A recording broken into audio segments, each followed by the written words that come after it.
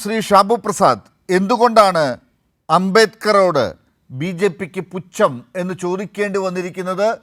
അംബേദ്കറെ അവഹേളിച്ച് ദിവസങ്ങളായിട്ടും ഒരു നടപടിയും അമിത്ഷാക്കെതിരെയോ B J പിയുടെ ഭാഗത്തു നിന്നോ ഉണ്ടാകാത്തത് കൊണ്ടാണ്. എന്തുകൊണ്ടാണ് ഈ പുച്ഛം? അംബേദ്കറോട് ബി ജെ പിക്ക് പുച്ഛമാണെന്ന് ആര് പറഞ്ഞു? അത് നിങ്ങളുടെ വ്യാഖ്യാനം. നിങ്ങളുടെ വ്യാഖ്യാനങ്ങൾക്കും നിങ്ങളുടെ നറേറ്റീവുകൾക്കും എന്തിനാണ് ബാക്കിയുള്ളവർ മറുപടി പറയുന്നത്? അംബേദ്കറോട് ബി ജെ പിക്കും സംഘപരിവാരത്തിനുമുള്ളത് ആരാധനയും ബഹുമാനവും തന്നെയാണ് എന്നുള്ളത് ചരിത്രം പലവട്ടം തെളിയിച്ചതാണ്. അതിന് ചരിത്രത്തിൽ ധാരാളം ഉദാഹരണങ്ങളുമുണ്ട്. എന്നാൽ ഈ അംബേദ്കറോടും ഭരണഘടനയോടും ഈ നിങ്ങളുടെ കമ്മ്യൂണിസ്റ്റ് പാർട്ടിക്കും കോൺഗ്രസിനും ഉണ്ടായിരുന്ന നിലപാടുകളും അവരുടെ സമീപനങ്ങളും ഇതും ചരിത്രത്തിൽ ഇഷ്ടം പോലെ രേഖപ്പെടുത്തിയിട്ടുള്ള കാര്യങ്ങൾ, വളരെ കൃത്യമായി രേഖപ്പെടുത്തിയിട്ടുള്ളതാണ്. ഇവിടെ സത്യത്തിൽ ഇപ്പൊ ഈ ഭരണഘടനയോടുള്ള നിങ്ങളുടെ ആദരവൊക്കെ കണ്ടപ്പം ഇവിടെ സത്യത്തിൽ ചർച്ചയ്ക്ക് ഇരിക്കേണ്ടിയിരുന്നത്, നിങ്ങൾ വിളിക്കേണ്ടിയിരുന്നത് നിങ്ങളുടെ മന്ത്രി സജി ചെറിയാനെ ആയിരുന്നു എന്ന് എനിക്കൊരു അഭിപ്രായമുണ്ട്. കാര്യം അദ്ദേഹമാണല്ലോ ഭരണഘടനയെ പറ്റി ഏറ്റവും മനോഹരമായ ഗംഭീരമായ ഒരു നമ്മുടെ അടുത്ത കാലത്ത് ഭരണഘടനയെ പറ്റി ഇത്രയും വ്യക്തമായ ഒരു വ്യാഖ്യാനം നൽകിയ മഹാനായ മനുഷ്യനാണല്ലോ. അദ്ദേഹമായിരുന്നു ഒരുപക്ഷെ ഇവിടെ ചർച്ചയ്ക്ക് വരേണ്ടിയിരുന്നത് എന്നൊരു അഭിപ്രായം. തീർച്ചയായിട്ടും വിളിക്കാം. അതായിരുന്നു വേണ്ടിയിരുന്നത്.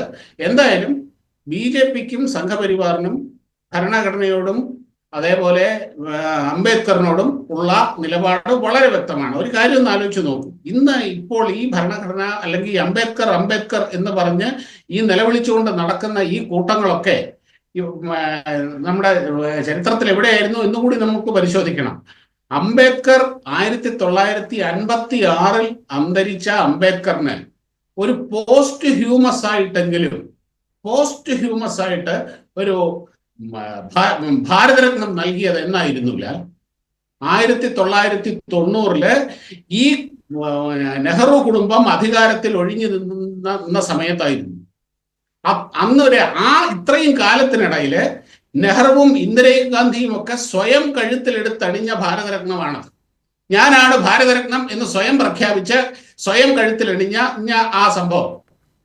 അതിനുശേഷം 1990 ഈ അധികാരത്തിൽ നിന്ന് ഒഴിഞ്ഞു നിന്ന് ബി ജെ പി സപ്പോർട്ടോടുകൂടി ഐക്യമുന്നണി ഗവൺമെന്റ് ഉണ്ടായിരുന്ന കാലത്താണ് അംബേദ്കറിന് പോസ്റ്റ് ഹ്യൂമസ് ആയിട്ട് ഭാരതരത്നം നൽകിയത്. അതേപോലെ തന്നെ സർദാർ പട്ടേലിനും. അതേപോലെ തന്നെ ഒരു കാര്യം മനസ്സിലാക്കണം, ഈ അംബേദ്കറിനെ ഇവിടെ ഇന്ത്യയിൽ ഒരു MP ആകാൻ, മെമ്പർ ഓഫ് പാർലമെന്റ് ആകാൻ പോലും ഈ കൂട്ടങ്ങൾ അനുവദിച്ചിട്ടില്ല. അന്ന് ഈ കമ്മ്യൂണിസ്റ്റ് പാർട്ടിയും അവിഭക്ത കമ്മ്യൂണിസ്റ്റ് പാർട്ടിയും നെഹ്റുവും കൂടി ഒത്തുചേർന്ന് കളിച്ചിട്ടാണ് അംബേദ്കറിനെതിരെ അവിടെ മത്സരിച്ച അംബേദ്കറിനെതിരെ ഒരു ലോ പ്രൊഫൈലുള്ള ഒരാളെ നിർത്തി അവിടെ ജയിച്ചത്. അതുമല്ല ആ തെരഞ്ഞെടുപ്പ് അട്ടിമറിച്ചുകൊണ്ട്. ഷാബു പ്രസാദ്, കോൺഗ്രസിനകത്തുള്ള അല്ലെങ്കിൽ അന്ന് രാജ്യം സ്വതന്ത്രമാക്കപ്പെടുന്ന സമയത്ത് ഭരണഘടന ഉണ്ടാക്കുന്നതുമായി ബന്ധപ്പെട്ടുണ്ടായിരുന്ന സമിതിക്കകത്തുള്ള തർക്കങ്ങളോ കോൺഗ്രസിനകത്തെ പ്രശ്നങ്ങളോ ഒക്കെ നമുക്ക് അവിടെ മാറ്റിവെക്കാം. അതൊക്കെ താങ്കൾ ഇപ്പോൾ അല്ല, അത് ബി ജെ പിക്ക് അനുകൂലമാകുന്നതല്ലല്ലോ. ഇതിപ്പോ നമ്മുടെ ചർച്ച അതല്ലല്ലോ. അത് ബി ജെ പിയുടെ അല്ല, മാറ്റിവെക്കണ്ട. താങ്കൾ അത് പറഞ്ഞോളൂ. പക്ഷെ അത് ബി ജെ പിക്ക് അനുകൂലമായ കാര്യങ്ങളായി നമുക്ക് ഇവിടെ അവതരിപ്പിക്കാൻ പറ്റുന്നതാണോ എന്നാണ് എന്റെ സംശയം. അതവിടെ നിൽക്കട്ടെ. ബി ജെ പിക്ക് ഞാൻ ചോദിക്കുന്ന ചോദ്യം ഒന്ന് താങ്കൾ കേൾക്കൂ.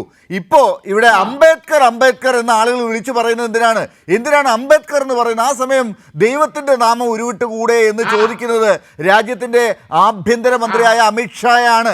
അതെന്തൊരു വർത്തമാനമാണ്? അത് തന്നെയാണ് പറയുന്നത്. അതായത് ഇക്കണ്ട കാലം മുഴുവൻ ഭരണഘടനാ ശില്പിയും ഭാരതം കണ്ട ഏറ്റവും വലിയ മഹാപ്രതിഭകളിലും ഒരാളായിരുന്ന അംബേദ്കറിനെ ചരിത്രത്തിൽ ചവച്ചു തുപ്പുക മാത്രം ചെയ്തിട്ടുള്ള ഈ വർഗം, ഈ കള്ളക്കൂട്ടങ്ങൾ ഇപ്പം പെട്ടെന്നൊരു ഫാഷൻ പോലെ അംബേദ്കർ അംബേദ്കർ അംബേദ്കർ എന്ന് പറഞ്ഞുകൊണ്ട് നിലവിളിക്കാൻ തുടങ്ങിയപ്പോൾ അതിനെ കോൺഗ്രസിനെ പരിഹസിച്ചതാണത്. നിങ്ങൾ ഇപ്പോഴും ഈ ഫാഷനായിട്ട് അദ്ദേഹത്തിന്റെ 1 മണിക്കൂറോളം നീണ്ടു നിന്ന പ്രസംഗത്തിൽ നാണമില്ലേ ഇപ്പോ നിങ്ങൾക്ക് ഈ അംബേദ്കർ അംബേദ്കർ എന്ന് പറഞ്ഞുകൊണ്ട്? അങ്ങനെയല്ല ചോദിച്ചത് അംബേദ്കർ അംബേദ്കർ എന്ന് നിങ്ങൾ ഒരു ഫാഷന് വേണ്ടി പറയുന്നതല്ലേ എന്നല്ല ചോദിച്ചത്. ദൈവനാമം പകരം പറയൂ എന്ന് പറഞ്ഞാൽ അംബേദ്കറുടെ പേര് ദൈവനാമത്തിന് തുല്യമല്ല, അതിനേക്കാൾ നീചമായ എന്തോ ആണെന്നാണ് പറഞ്ഞതിന്റെ അർത്ഥം. അല്ല, അപ്പൊ നിങ്ങൾ ഇവിടെ പറയുന്നത് ദൈവനാമം പറയുക എന്ന് പറഞ്ഞാൽ എന്തോ നീചമാണെന്നാണോ നിങ്ങൾ ഈ പറയുന്നത്? ദൈവനാമം പറയുന്നതിന് വരെ അതിനേക്കാൾ നീചമാണെന്ന് പറഞ്ഞു കഴിഞ്ഞാൽ ദൈവനാമം എന്ന് പറഞ്ഞാൽ നീചമാണെന്നാണോ നിങ്ങൾ പറയുന്നത്? ഇല്ല, ഞാനല്ലല്ലോ പ്രശ്നം. ദൈവനാമം പറയുന്നതിന് പകരം അംബേദ്കർ എന്ന് പറഞ്ഞുകൊണ്ടിരിക്കുന്നു എന്ന് പറഞ്ഞ അംബേദ്കറെ അവഹേളിച്ചതിൽ ഒരു പശ്ചാത്താപവും ഇല്ല. ആ കാര്യത്തിൽ അമിത്ഷാ ചെയ്തതിന് ഒരു മാപ്പ് പോലും പറയാൻ തയ്യാറല്ല.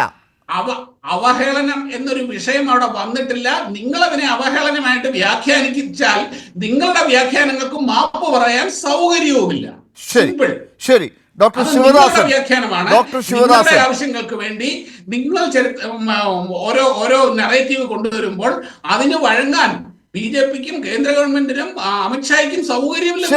ശരി അതിൽ അല്പം നിഷ്കളങ്കതയൊന്നുമില്ല. ആ പറഞ്ഞ കാര്യങ്ങൾ അറിഞ്ഞുകൊണ്ട് തന്നെയാണ് അമിത്ഷാ പറഞ്ഞത്. ഇത് BJPയുടെ തന്ത്രമാണ് എന്നുള്ളത് കൂടുതൽ വ്യക്തമാവുകയാണ്. അപ്പോ അല്ല, തന്ത്രത്തിന്റെയും മന്ത്രത്തിന്റെയും കാര്യമൊന്നുമല്ല പറഞ്ഞത്. 1 മണിക്കൂറോളം നീണ്ടു നിന്ന പ്രസംഗത്തില് സർക്കാസ്റ്റിക് ആയിട്ട് കോൺഗ്രസിന്റെ അംബേദ്കർ നിലപാട്, കോൺഗ്രസിന്റെയും പ്രതിപക്ഷത്തിന്റെയും ഇതുവരെ ഇല്ലാതിരുന്ന അംബേദ്കർ പ്രേമം പെട്ടെന്ന് പൊട്ടിമുളച്ചു വന്നപ്പോൾ അതിനോടുള്ള ഒരു പരിഹാസ രൂപേണയുള്ള പ്രതികരണമാണത്. അല്ലല്ല, അത് പറയാൻ BJPയുടെ ഹിന്ദുത്വ രാഷ്ട്രീയത്തിനെതിരായി ജീവിതം തന്നെ സമർപ്പിച്ച് ആ പറയുന്ന മതത്തിൻ്റെ രാഷ്ട്രീയ വ്യവസ്ഥകൾക്കെതിരായി പോരാടിയ ഒരു മഹാനായ മനുഷ്യനാണ് BR അംബേദ്കർ. അദ്ദേഹത്തിൻ്റെ ജീവിതം തന്നെ BJPയുടെ തത്വശാസ്ത്രങ്ങൾക്കെതിരായിട്ടുള്ളതാണ്.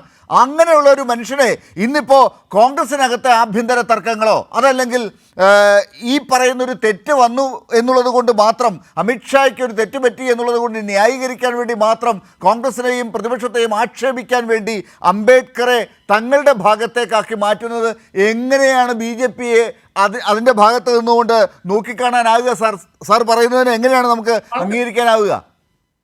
നിങ്ങളുടെ അംഗീകാരം ആർക്ക് വേണം ലാലേ? അപ്പൊ എന്തെങ്കിലും പറയാ, ആർക്ക് വേണം നിങ്ങളുടെയൊക്കെ അംഗീകാരം? അംബേദ്കറെ അനുകൂലിക്കുന്നവരുടെ അംഗീകാരം വേണ്ടേ നിങ്ങൾക്ക്? അംബേദ്കർക്ക് വേണ്ടി ശബ്ദം ഉയർത്തുന്ന, അംബേദ്കർക്ക് വേണ്ടി ഒച്ച വെക്കുന്ന ഞങ്ങളുടെ ആരുടെ അംഗീകാരം നിങ്ങൾക്ക് വേണ്ടേ? നിങ്ങളുടെ അംഗീകാരം ആർക്കും വേണ്ട. ഈ നാട്ടിലെ ജനങ്ങൾക്ക് വേണ്ട നിങ്ങളെ, പിന്നെ അല്ലേ ആർക്കും വേണ്ട. അംബേദ്കറുടെ ഭാഗത്ത് നിൽക്കുന്ന ജനങ്ങളെ നിങ്ങൾ അംഗീകരിക്കുന്നില്ലേ? അംബേദ്കർക്കൊപ്പം നിൽക്കുന്ന, അംബേദ്കറെ ആരാധിക്കുന്ന, അംബേദ്കറെ ദൈവത്തെ പോലെ കാണുന്ന ആളുകളെ നിങ്ങൾക്ക് വേണ്ടേ? ആ നിങ്ങൾ ജനങ്ങളുടെ തൽക്കാലം വക്കാലത്തെടുക്കണ്ട. അത് നിങ്ങൾ എടുക്കും. ജനങ്ങളുടെ വക്കാലത്തെല്ലാം നിങ്ങൾ ഒറ്റയ്ക്ക് എടുക്കുകയാണ്. കോൺഗ്രസും കമ്മ്യൂണിസ്റ്റുകളും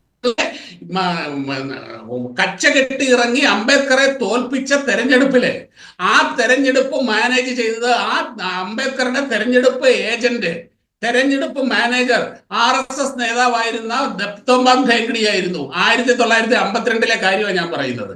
അന്ന് മുതൽ RSSഉം അല്ലെങ്കിൽ സംഘപരിവാറും. ഡോക്ടർ ശിവദാസൻ, ഇനി കൂടുതൽ പറഞ്ഞു പോയാൽ ചിലപ്പോൾ ഇനി BJPയുടെ തന്നെ ഭാഗമായിരുന്നു അംബേദ്കർ എന്ന് വേണമെങ്കിൽ പറയാൻ പോലും മടിക്കില്ല ശ്രീ ഷാബു പ്രസാദ് എന്നാണ് എനിക്ക് തോന്നുന്നത്. പറ്റുമെങ്കിൽ നിങ്ങളെ കൊണ്ട് നിഷേധിക്കാൻ പറ്റുമെങ്കിൽ നിഷേധിക്കും.